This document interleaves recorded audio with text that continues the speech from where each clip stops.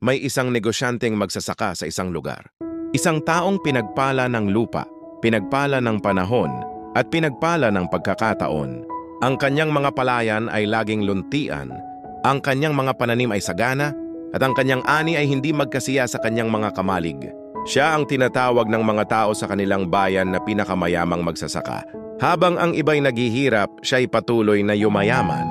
Habang ang mga kapitbahay niya'y nagtitipid ng bigas, siya'y nag-iisip kung saan pa niya ilalagay ang sobrang ani. Isang gabi, nakaupo siya sa kanyang veranda, iniinom ang mamahaling alak mula sa kanyang sariling ubasan. Huminga siya ng malalim at nagsalita sa kanyang sarili, "Ano pa ba ang aking gagawin? Ang dami ko ng ani. Hindi na kasya sa aking mga bodega.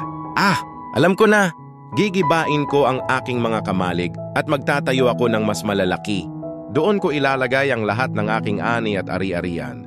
At pagkatapos makakaupo na ako, makakapahinga na ako, makakain at makakainom, at magpapakasaya sa buong buhay ko." At doon siya ngumiti. Ngumiti siya na parang siya na ang hari ng mundo. Ngunit sa kalagitnaan ng kanyang mga plano may tinig na dumating. Hindi mula sa kanyang mga manggagawa, hindi mula sa kanyang pamilya, kundi mula sa Diyos. "Ikaw na hangal, sa gabing ito'y kukunin ang iyong kaluluwa. Kanino ngayon mapupunta ang lahat ng bagay na inipon mo?" At doon parang kidlat na kumidlat sa kanyang dibdibang salita ng Diyos. Ang kayamanang akala niya'y magliligtas sa kanya, hindi pala niya madadala. Ang mga kamalig na akala niya'y magbibigay seguridad, hindi pala niya mapapakinabangan. Ito ang kwento ng mayamang hangal sa Lucas 12:16 hanggang 21.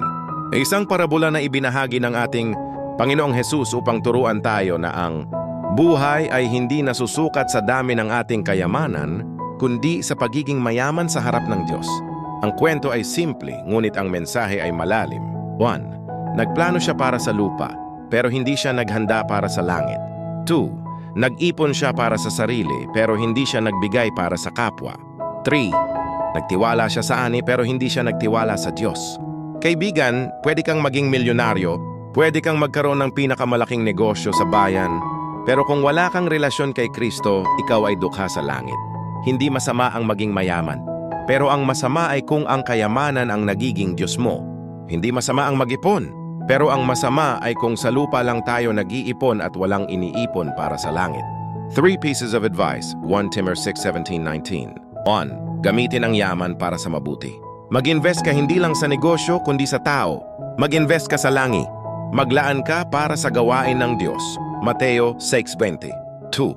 Huwag kang umasa sa yaman, umasa ka sa Diyos. Dahil ang market bumabagsak, ang negosyo minsan nalulugi, pero ang Diyos hindi nababankrupt. 3. Planuhin mo hindi lang ang retirement kundi ang eternity. Ano ang saysay ng magandang bahay kung wala ka namang tahanan sa langit? Thanks, God bless.